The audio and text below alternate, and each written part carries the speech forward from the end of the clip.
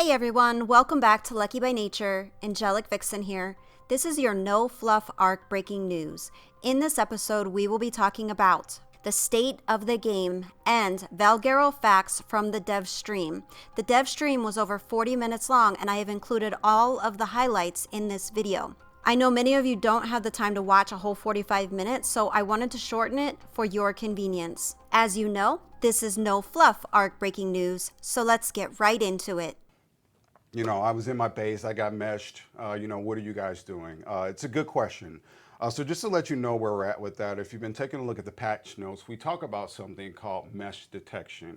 All right, so there's also been something in the community. There's been a mod that was developed in the community that does something similar. But what it essentially does is it tracks the player location. It's like a player's heartbeat. So anywhere you go, it gives us a location of where that place is.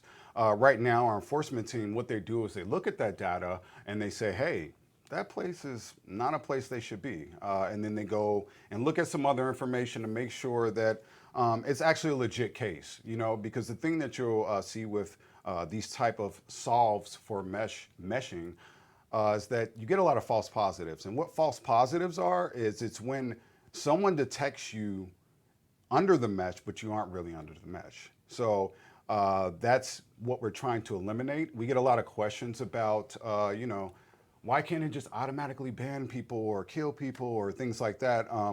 It's really tricky because if you're one of those players who, illegitimately got banned or killed, I don't think you'll be a happy camper. And there were some valid points brought up. One of them being, sometimes things may seem like they are balanced, more so for PvP.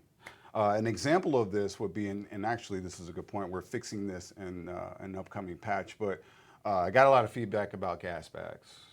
Gas bags, if you haven't played with gas bags, it has this wonderful gas feature. There's this feature for gas bags, and it was brought to my attention that people were exploiting this or using this for bad ways on PvE servers. So what they're doing is they're using this to blow away tames on PvE. So an example of where we need to look closer, for things that may impact PvE but not impact PvP. So in your argument of PvE versus PvP, that is a valid argument. There are going to be things that we need to look at differently for PvE because it is a different audience. They play for different reasons. They're going to be impacted by different things in the PvP community and vice versa. So that's something we will keep in mind as we design future things, as we look at future content. It is something we do need to keep in mind. But we love all ARC players alike. There is no which one is better, But for the record, PvE does have more players. I did throw that out there. It's not as impressive as you think. Anticlimactic answer. I promise, and I'll just apologize in advance for the hype train I've been building, but I am excited. I really am. But DiGiorno, what is it? So if you've been in a developer role, you'll find that naming things isn't always easy when you've named 100 things that day. You have variable names that you have to create these smart names for. Other people are going to be reading them. So when we created the branch for DiGiorno, I literally think it was just the first thing that came up on the mind when we created it. It's what I would consider a builder's map. It has a lot of area and a lot of, landscape to build on, at least in my opinion. Yeah. It feels, I know that ARC fans really love that open paradise, flatlands, a lot of land to build on. Yeah. I wonder how many pillars we can spam this up. Gonna have the most building locations out of every map in ARC. Oh, really? We're gonna see probably some of the most incredible PvP and PvE builds, I would argue. We have, if you guys have seen the trailer, which we just played, was that we have Aberration. This is the first mod map the official mod map to include Aberration, which I know a lot of people are gonna really enjoy. Aberration area is massive. It's about 1/4 the size of the map. Did I see this? How many biomes does this map have? I read it has how many biomes? I don't want to misspeak. No, it's basically around 8. Okay. Give or take. You could some of the forest stuff could be combined into one, but I'd still count a forest as a biome. So. Okay, cool. What is your favorite biome for this? Like, if you had to choose the biome that you would live in, what area would it be? Without a doubt, I would definitely 100% say the coolest biome by far, and actually it's one of my favorite biomes now that is part of the ARC universe, is the White Cliff biome. I was gonna say the White Cliffs. It's such a unique location for players to explore. Not only does it have like a big flat open plains, and not only is the verticality very almost just almost like crazy big. Like you start off from the ground level and go all the way up to the top, and it's like a trek. Oh, it's nice. like climbing Everest to get up to the top of the White Cliff area.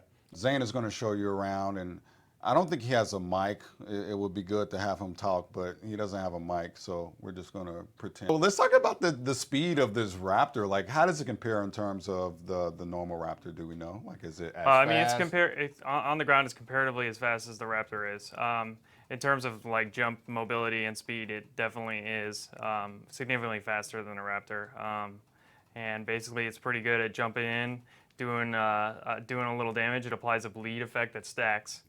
And so the idea is really just kind of a glass cannon, because a lot of our endgame PvP dinos are all very tanky, and there's not a lot of high damage risk reward going on there. So that's really what the goal was with Deinonychus. If you can actually chain these together before even the second one finishes by just pressing space halfway through it, like nice. that. Yeah. Nice.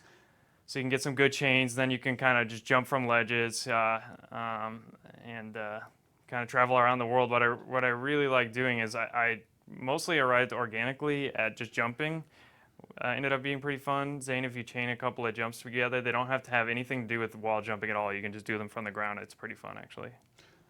So, question: can the Deinonychus latch on to any dino? No, we have a special list of dinos that we like to keep it latched to because of edge case. In terms of health, is it tanky? Is it is it squishy? It's squishy. Okay. It's squishy. It's really meant to run in, run out. Can you tame these?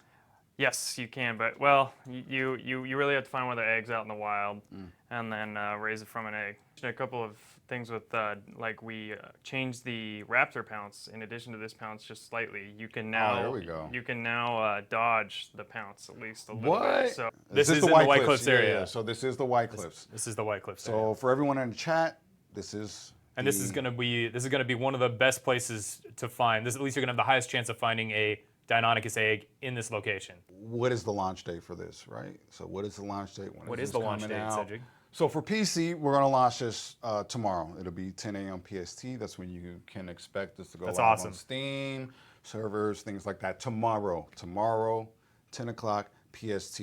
Let's talk about consoles real quick, all right? I've got tons of tweets about console players. Unfortunately, it just wasn't possible with this particular launch. There are some more things we need to look at before it goes to console. PC will allow us to look at a few things that may happen or potential bugs that may arise from launch. We all know that that's a thing. In addition to some of the things that Jackson said in the sense that console just requires more consideration. It just really does. It requires a little bit more optimization, a little bit more TLC. So just realize that it is something that we will aim to do. Unfortunately, we were not able to do it with this release, but console will be coming out in July. So that's it for this episode of No Fluff Arc Breaking News. I intend to keep them short and straight to the point. If you like that sort of thing, be sure to hit that subscribe button. I will be uploading these every week. If you found yourself liking this video, be sure to hit that thumbs up button. It really means a lot to me. As always, thank you so very much for watching. Love you guys, and until next time, keep surviving. My work saved the human race.